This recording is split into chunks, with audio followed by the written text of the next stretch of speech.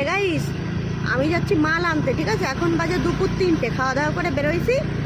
এই হাবল দেখলাম কি শুয়ে রয়েছে ঘরে।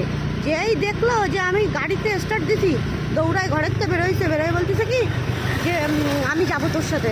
তা আমি বলছি যে না, আজকে যাওয়ার দরকার নাই, আমি মাল আনতে যাচ্ছি, তুই তো শুয়েই পড়ছিস, তুই ঘুমায় থাক।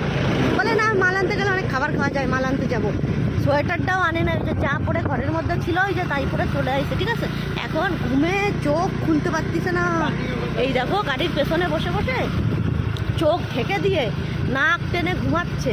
আর আমারে বলতেছে কি মসলন্দপুর আসলে আমারে ডাকবি, ঠিক আছে? আমি তো ডাকবো না, আমি এই যে যাচ্ছি, যদি হচ্ছে গিয়ে ঘুমায় পড়ে যায়, গাড়িতে পড়ে যাবে, আমি ওরা নেবও না, তুলবও না, ঠিক আছে? ওই দেখো ঘুমায় পড়ে যাচ্ছে পেছনের থেকে, মাঝে মাঝে আবার এরম করে ঝুল খায়, ঠিক আছে?